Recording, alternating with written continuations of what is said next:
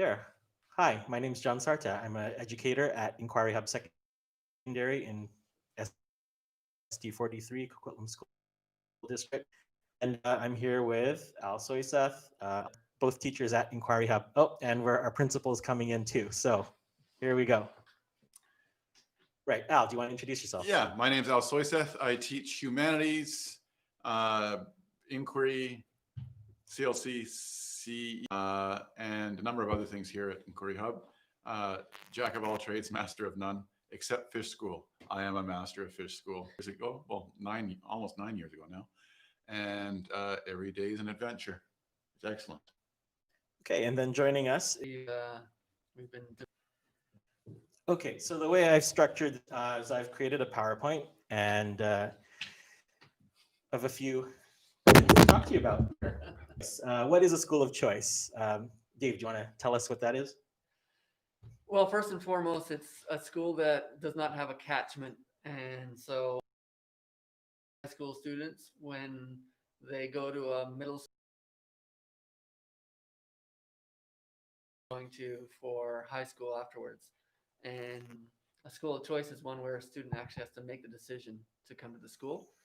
We have an application process, and So in our school district, we have a few examples of that. So they include French immersion, the IB program. Then there's like arts-based schools, Montessori. That's a good question. There are all, and I don't want to come off as slagging this, the public system or any, but you know, a one-size-fits-all approach doesn't work for a significant portion of people. And I think a school of choice is one that, or a variety, a buffet of schools of choice will fit the needs of those, or at least try to fit the needs of those who don't feel their needs or don't, there's something somehow missing experience at the factory model schools that work for the vast. That's excellent. I think most people today, and most teachers, most students, and most people this video will have gone through and done well and thrive.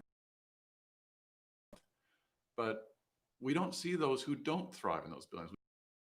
Missing, you know, that with years ago, how much school we never find out, right? We don't know what happened to that person.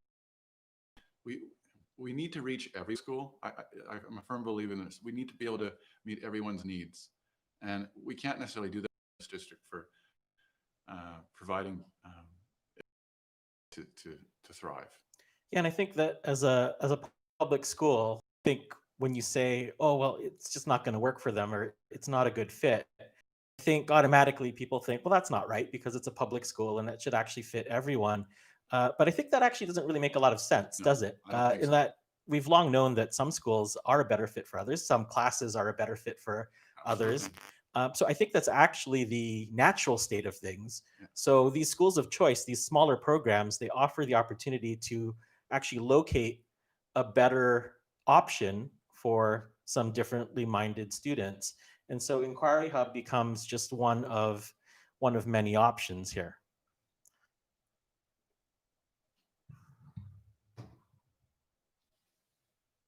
Okay.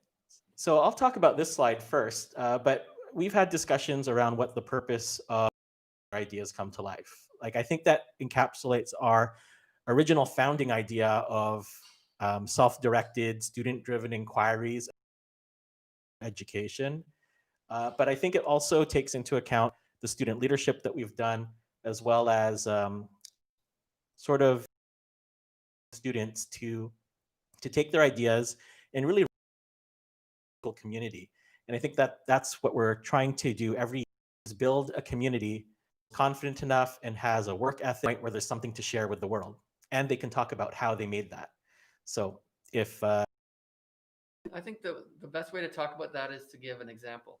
And so we just had an open house, and it was really student run. Even you know, we made it on YouTube. It was students who were running the background, you know, and they were helping a lot of time and effort into making that a success. But at the same time, hated it. everyone was both designed and filmed, and the interview was run by them. The decision making around what questions to ask, everything around that video that was produced was done by students. When you look at the outline for what the day was going to be, was there teacher input? Yes, but it was actually a student shared document where they discussed and laid everything out. And that kind of ownership to a school and that kind of ownership of a project, something as big as a massive open house where, we usually would get upwards of 200 people coming to the school, and we had over 180 people online and kept them online for over 45 minutes. So when you look at an example like that, the students, the MC, the students running the show, they take pride in what they're doing, and they're producing something that has a final result that is actually shared with the world. And not a lot of students have that much control over an event. My daughter had a great experience. I wouldn't take anything away from her experience, going to a school and having a fabulous experience with her choir, for example. But when I went to that choir, often the sound didn't work. There were all kinds of issues. And it was run by the teacher, organizing and deciding what the songs were and so on. And that kind of experience, although it was great, it's not what the students here are looking for. They really want to design and create something. And we provide that avenue. We provide it with events for the school, but then also events that they want to run as well. Thanks, Dave. And I just got a message from one of our former students, LK, who picked up on this live stream. Shocked that that would happen. And his comment, he likes the set, but it's running choppy. So can we update our bandwidth here? Yes, we were talking about Would be that nice. before you came, Dave. We were Yeah. talking about exactly that, because I've been running into grief with that too. Yeah. Well, and that's one of those things where it is getting better, and it's something that we've improved. When you look at the end result that we had at, watching the final copy on the open house, it actually wasn't choppy at all. Yeah, that wasn't too bad. Yeah. So apologies to those of you who are watching this live.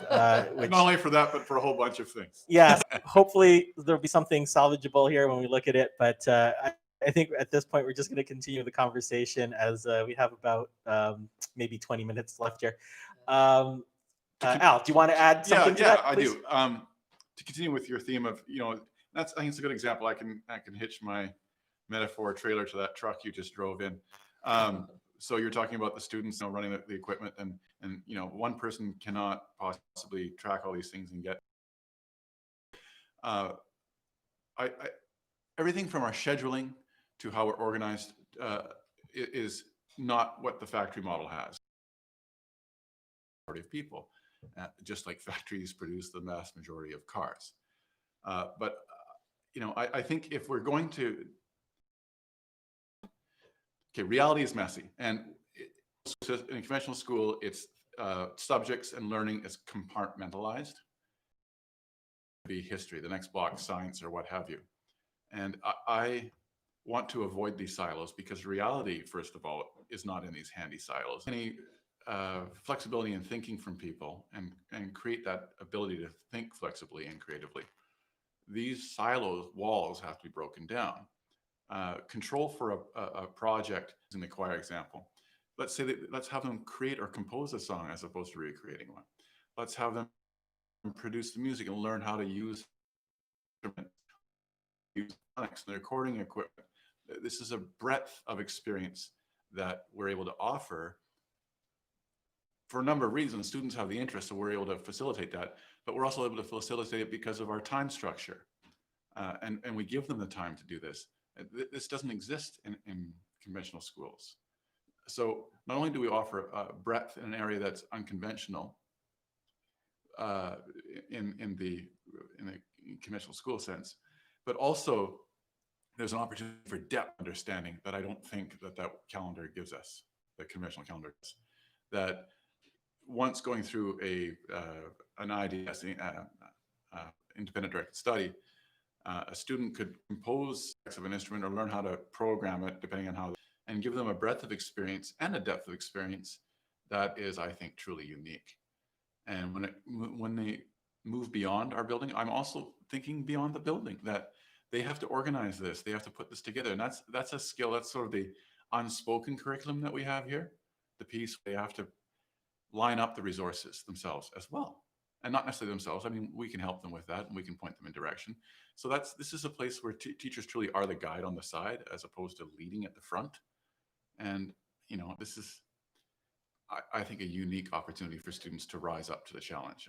I think we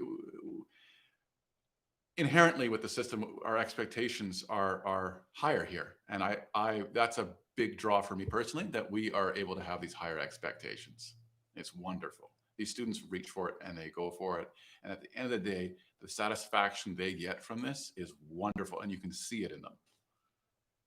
And I wanted to add to that because a lot of times when we talk about this, it sounds like the school is all about just the creative side and not the academics. But all you have to do is walk into your senior humanities class where you've got grade 11s and 12s combining their English and, with history or philosophy, depending on the year, and listen to the depth of knowledge that they have in those classes and the kind of things sometimes when I walk in your class, I actually feel like I'm entering a university. And when I say that, not in the sense of you're in the front lecturing, but the level of understanding that you get the kids to is at that level.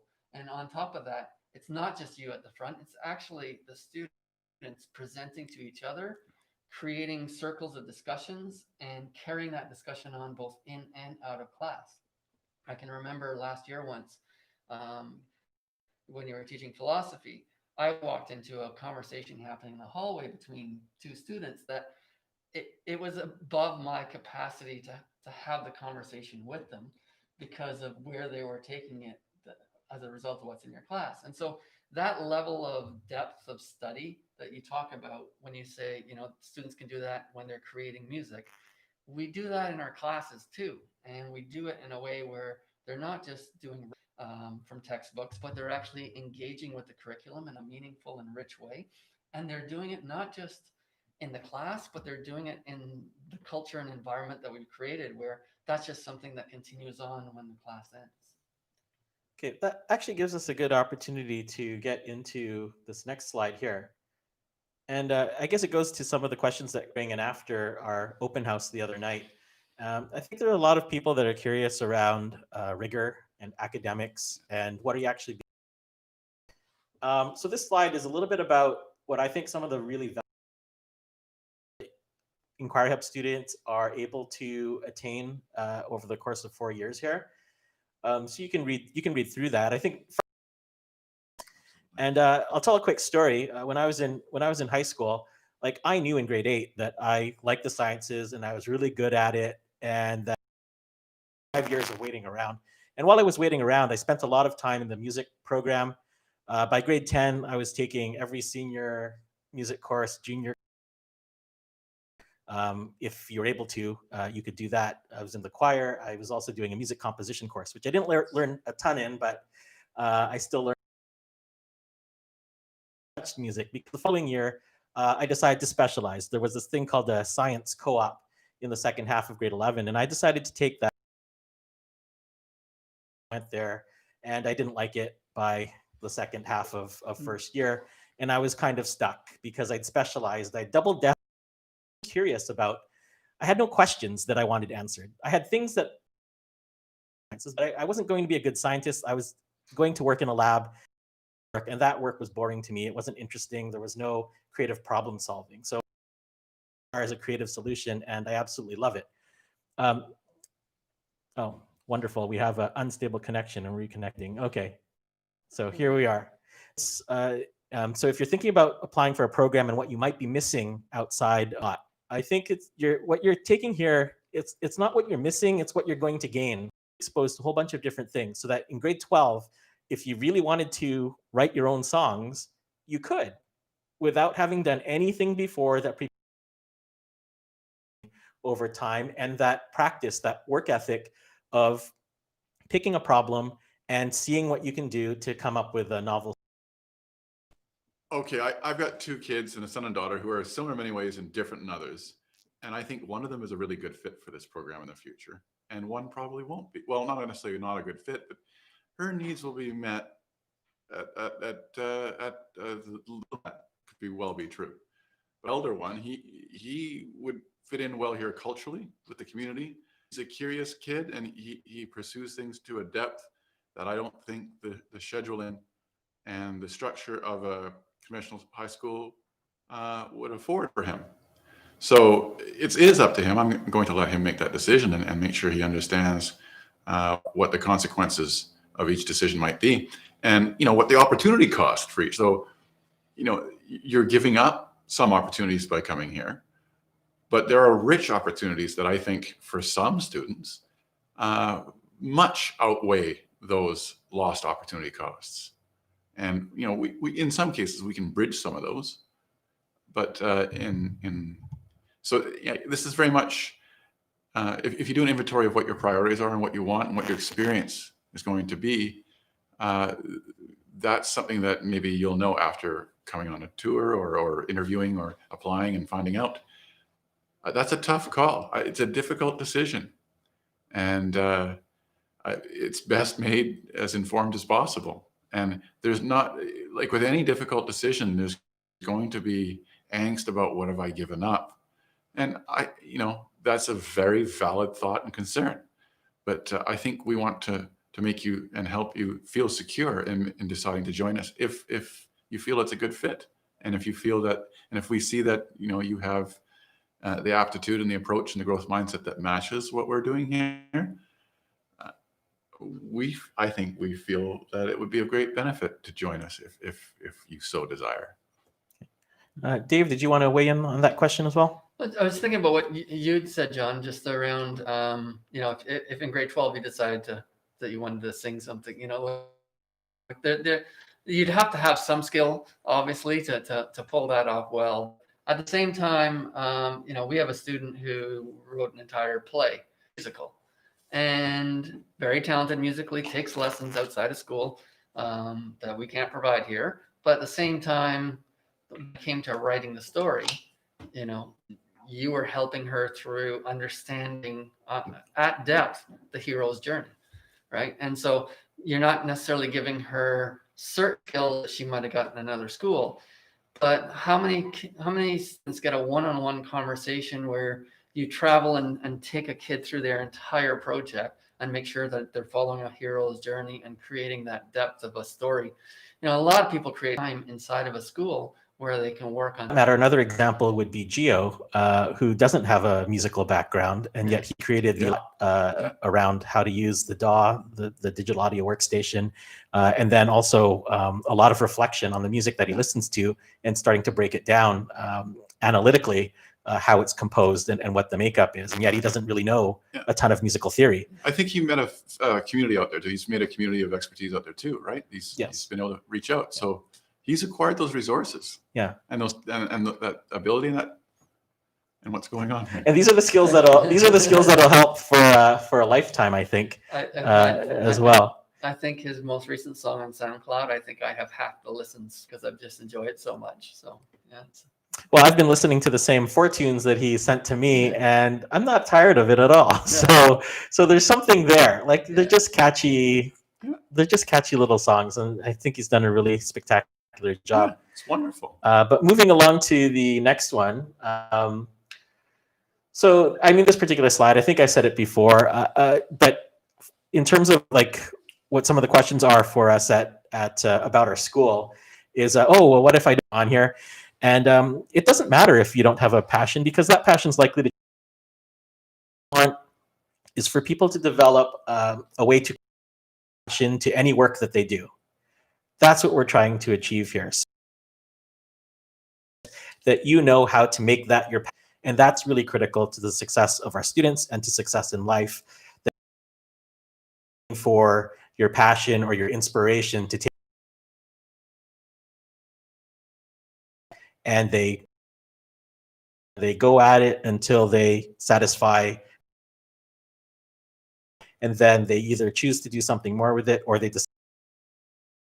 That's perfectly fine. So any thoughts? I think there's a sense of curiosity goes hand in hand with that, a sense of curiosity, a sense of, and you mentioned that with in your story about sciences, the curiosity, the scientist piece that you're lacking, the curiosity. if I'm am I Yeah, misinterpreting? no, yeah, I was Right. curious. Yeah. So I think that having that sense of curiosity is part of goes hand in hand with the idea of the passion, right? Um, Having intellectual curiosity or a curiosity about how something works or why something is. And if you're asking questions like that, if you're asking, well, why is it that I can't off the top of my head think of one, but whether it's political structure, why is it in Canada that we are structured this way? And why is it that the United States is structured that way? Why are these things? Well, a conventional social studies class, you might be able to pick around the corners of that question. But here, if you're investigating that as an inquiry or as something, you could get into the deep historical and political reasons for that and rationale for that to a depth that is not afforded in other learning contexts. Now, that's probably a pretty dull example or a narrow example for a lot of people, but that extends to sciences, that extends to music, you know, instrumentation. Why do certain chords work well on a guitar that don't necessarily work well on the piano if it's accompanying? Things like that. Around, you can explore all of these things, and if we're harnessing both the curiosity and the passion, I think the only thing that stands in the way of the student is the time scheduling and the support, which we work very hard to put in place to facilitate and sort of encourage this curiosity and this passion. Yeah, and to remove the barriers to progress. Absolutely. And now moving right along, I mean, in terms of skills, it may have sounded like I was saying that the school is really more for like creative type individuals, visual arts and performance art. But I would say it'd work equally well, as I was pointing out, around senior humanities and humanities 9 through 12. I think it's a really great location for people interested in journalism, politics, law, social sciences, education, psychology, these types of things. For physical sciences, I mean, it's not to dissuade you, but we often get people who will ask, you know, is this a good place for me? I'm interested in the sciences. So what my story, one of the points of my story was that this is good for a particular type of science student. It's the one who has a scientific question that they're really interested in. And we have an example of that. Mike Roslikoff, who was here a couple of years ago, I mean, there's a student who could have done very well at a regular school. He chose to come here to the national science fair and the local science fairs as well. But he did go to a national science fair. He's been recognized at the local, provincial, national level as well.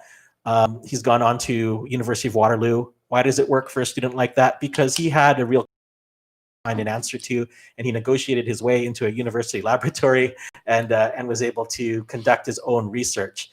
That doesn't happen very often. I'm just saying that that's more something where the student brings this desire and an interest, and he's creatively solving a problem. In learning about stuff in general, it's probably not best in terms of the physical sciences, history, philosophy. We have a program that's gearing towards those kinds of things and those types of questions that they think work really well. I've talked about. Dave, are there any other skills that you can think of that Inquiry Hub does better than others for students? When we first started, our idea was kids were going to go into one of three. We're going to go into sort of the humanities, the sciences around environment and so on, or technology, and that they would stay in these streams for 3 years and have cohorts, and that lasted 1 year.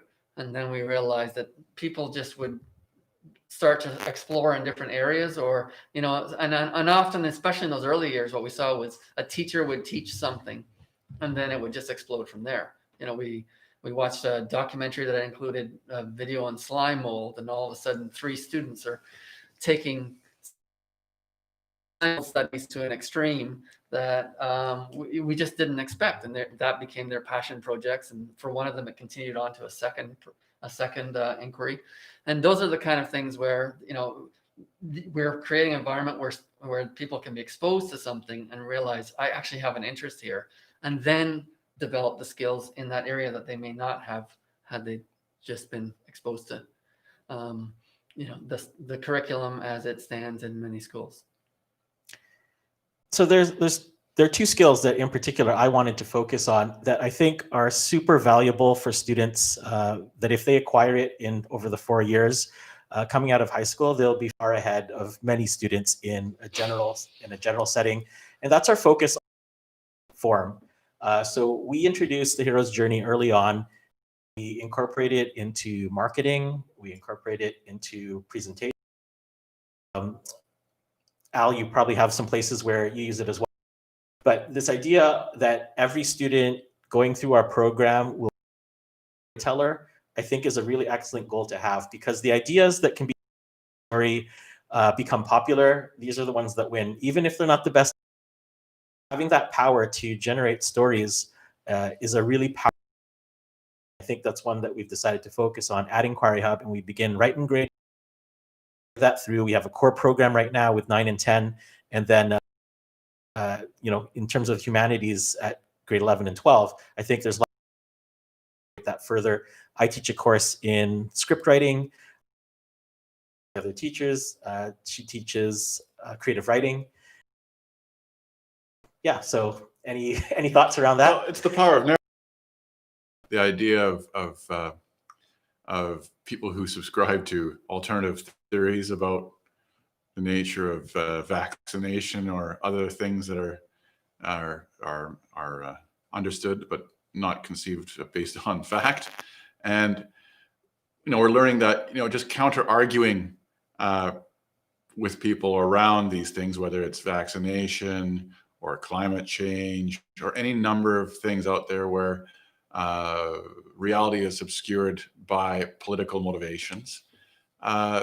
We're learning that, wait a minute, it's not necessarily the way to sort of counter this is not necessarily with more facts, but by changing the narrative. And that's a key aspect of storytelling. So we're working on that aspect just these last 2 weeks on how do we build a narrative? How do we have people feel safe in this narrative? How do we challenge them where they feel and they have permission to change their point of view? We're working on persuasion, which is, as you mentioned earlier in class, it's directly connected to marketing, but it's also connected to English and good writing, to have empathy with your audience. And have empathy with people is a lifetime value. And I think this is something that you can come out of this building with, an enhanced sense of empathy. And if you have an enhanced sense of empathy, you're going to be a better storyteller too. The two go hand in hand. And you're going to be a better writer and a better thinker and a better lawyer and a better politician and a better musician, because you're going to understand your audience better. Yeah. And then the breadth of the courses and projects that you'll be working on over 4 years, I think that allows you to bring new ideas into your ultimate career goals. So if you then turn around and say, oh, well, I want to become a biologist or even a doctor, you can say, okay, how do these experiences here make me better able to do some interesting things in my own? Storytelling certainly does that. And the last thing I wanted to talk about was this idea of Scrum and project management. So the other this arose from our history and seeing students having on getting their work done and their projects completed, obligations. We wanted to specifically teach management, and the one that we settled on for this year is Scrum, and help our students to become really good at providing value in teams to reach the final goal together. Improving upon, and not necessarily going for like perfection, which perfection is problematic because especially if you're doing a creative task, perfection. So that's just a reason for not doing it in the first place. Doable tasks and to support each other to get to the best, deliver it on time, which is key. And then and we're seeing terrific results with that at the moment. Dave, did you want to comment at all on this? I know it's not a project. Well, I think the need for it is we show flexibility and say, well, where can we as a group most enhance what the students are doing?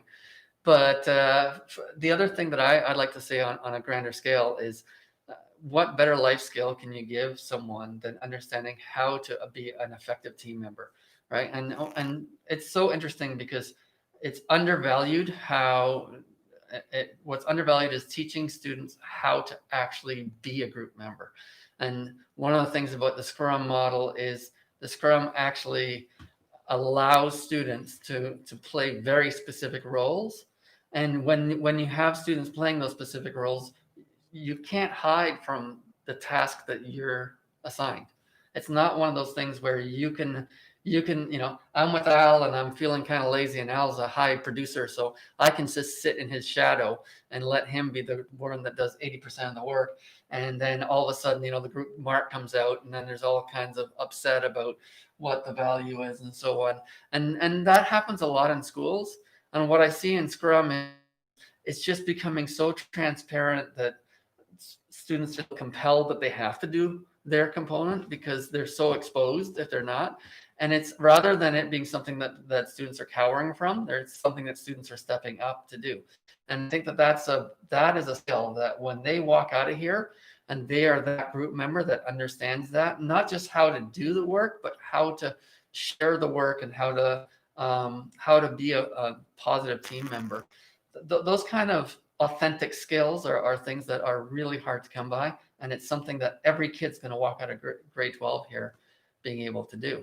And it's not to say that we needed Scrum to necessarily do that. We had graduates that came out, and when I look at the graduates that have come out of our school, one key things is they don't drop out of anything they've done so far. And we have a small number compared to large high schools, but SFU and UBC have somewhere between 12 and 15% of first year students drop out in their first year. And those are high achieving, high mark students that don't know how to cope when they get outside into that world. And I think that one of the things outside of their parents and their environment and their structure of their teachers telling them when everything's due and lining everything up. And I think that is something that our school, when they leave here, they really understand how to sort of cope and to be able to manage those things that a lot of students don't get in high school.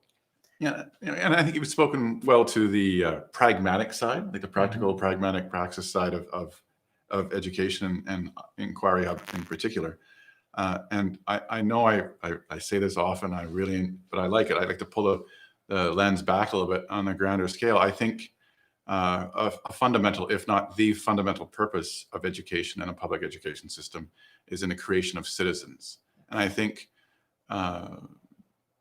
being part of a team and being aware of your rights, but also aware of your responsibilities as a human being and being a citizen is crucial. And we don't necessarily have explicit siloed curriculum or curricula for this thing, but our way of being in this building, our way of doing really embeds fundamentals around citizenship and being a citizen And community. and a lifetime citizen and community, right? And being a part of a community, right? So being a good citizen.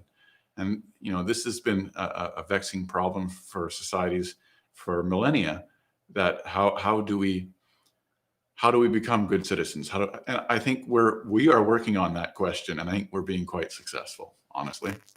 Yeah, I think I totally agree with you on that point.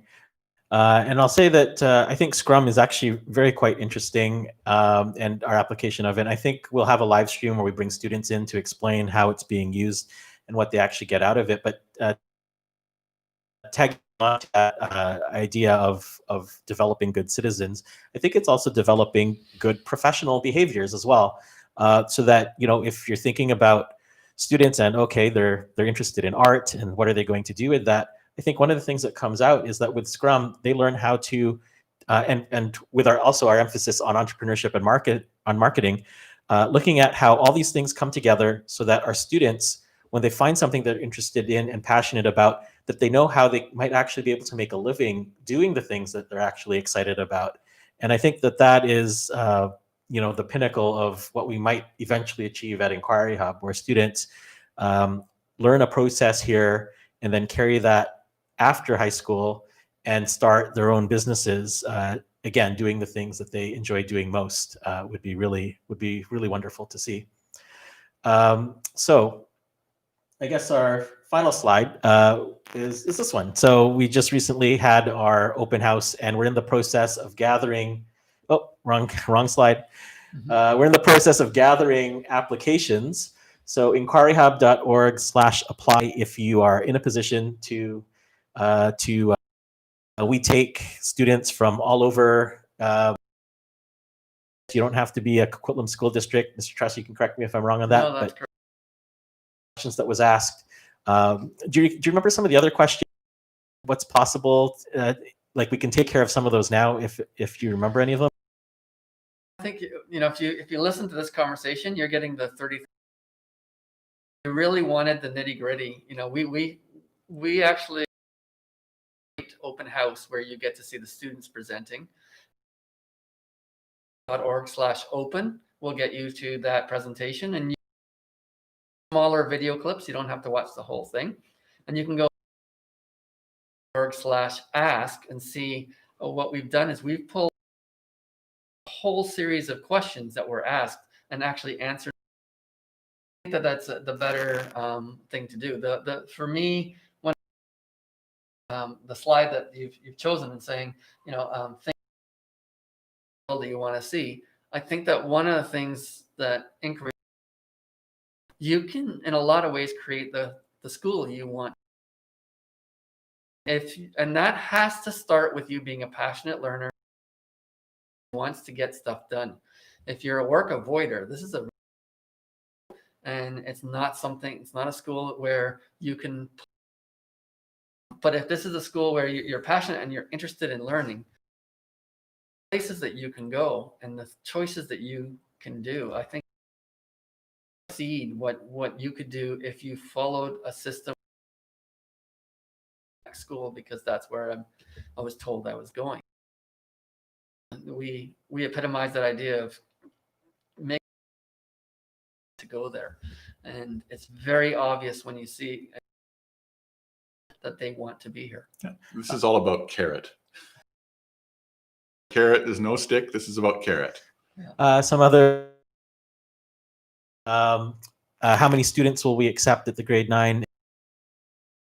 Well, we already have just a handful of level, because we already have we only have one class per grade, full class potential for a grade 9, and so we don't usually hit the maximum class size. So there's a smaller class size, which is a great opportunity. Can't promise that because. So we'll just say up to 30 students for grade 9, ballpark, and maybe 10. Yeah. And then when are applications? When are they due? We have in the sense of if after that, but we really want to see everybody make that choice January 15th, and so applications. I'm Monday morning I'm putting interview invites, and so students applications and those students will get priority if they're. So at inquiryhub.org/apply, there's a quick question, and then what happens after that is Mr. Truss will send, and then you complete that, and then that'll put you in a position with 1 or 2 educators at the school, and really it's a right. You're trying to show what the fit is, get out of your high school experience, and we talk a little bit about what we actually. Part of these live streams and our open house is to communicate with the public what we do here, and not just what you imagine at a place like Inquiry Hub. It's supposed to be mutually beneficial, kind of test driving us too, right? And you can ask us questions, and not just a one-way process. Yeah, we're trying to help you, and we say Yes. We don't think actually believe that you'll be more successful at your neighborhood school program One other question, so students that were interested in applying IB, what can they do? Applying to more than one program? I think it definitely is, because to those programs. And we've had situations where we've had a fantastic candidate and they've decided to go to another school, and they've decided to come here instead of going to that other school. And they've decided, and they've kind of gone through 2 different program interviews and decided, okay, this is the one I want, and it's not Inquiry Hub. I just look at that and congratulations, I'm sure, but I think that they've made a wonderful informed decision. And we don't have a lot of students that leave us once they come, because they realize it is a good fit. So I think that's for us, it's really about finding the school that's the best fit for you. And if that turns out to be another school, that's fine. But IB accepts maybe half the applications that they get. Talons, I think, similarly, about a third. And Talons also has the restriction that it is for if you've been identified as gifted, you have that designation in the school district. I think you also have to be in the school district for Talons, so that's not open to outside of Coquitlam at all. And IB is so well subscribed, they never get to candidates outside of the school district, just because it's such a popular program. So here there's still opportunity. Not a lot of people do know about us, and that's part of our reason for being online and trying to showcase what we do here, is so that more people understand what we're about and what we can accomplish. Our school's interests and your interests are coincide. They're together. We both want you to thrive, and we want to help you find a program in which you will thrive. And if we think you will thrive in our program, it is most likely that you will receive an invitation from us. Okay. Are there any last things you wanted to talk about at all? Other than that, I'll say, follow our story. This mural, by the way, has been amended, because we did find this as one of our Scrum projects, where they were tasked with creating a graphic design poster, watching some experts, asking questions, suggestions on what would work very well, and blew everyone away. They were able to put together. So yeah, please do follow us, and YouTube. We're trying to have a bigger presence here with these live streams. Future. Thank you. Thank you. Thanks for watching.